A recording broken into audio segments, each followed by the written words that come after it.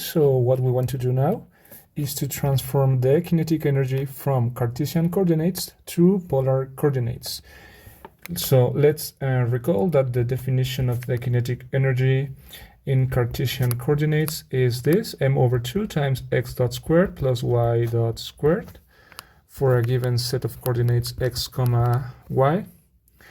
And also recall that if we have a point x comma y on the plane, we can express this in terms of theta and r by the transformation x equals r cosine theta and y equals r sine theta. Okay, so we see here that we need to calculate x dot and y dot, and let's take into account that r is actually a function of t and theta is also a function of t. Okay, so let's say that x dot is going to be the derivative of x with respect to time, and this is going to be the derivative with respect to time of r cosine theta. So this is going to be r dot cosine theta minus theta dot r sine theta due to the chain rule. Okay, and then y dot is going to be the derivative of y with respect to time, and this is the derivative with respect to time of r sine theta.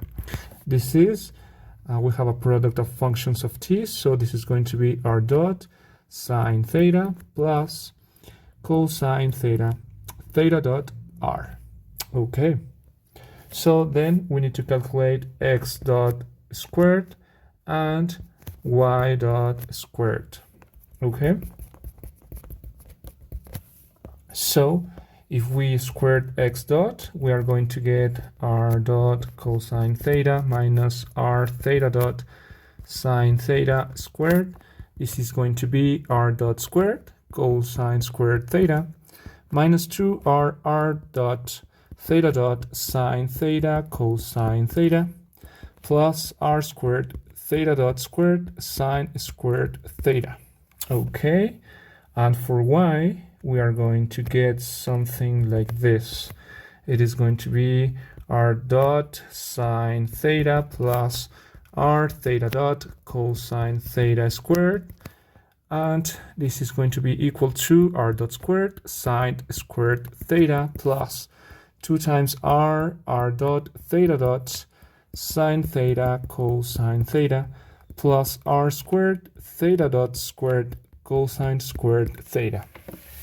We see that we need to add these two quantities to get the kinetic energy. So if we take the sum, we see here that looking at cosine squared theta plus sine squared theta is equal to 1. These two terms are just going to give r dot squared.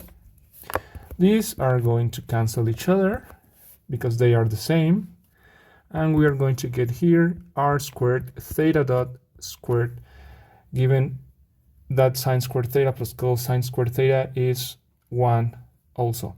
So this is going to give x dot squared plus y dot squared.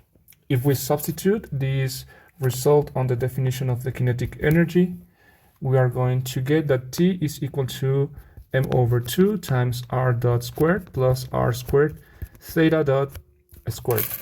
Okay, so for a mechanical system in 2 dimensions, this is going to be the kinetic energy expressed in polar coordinates.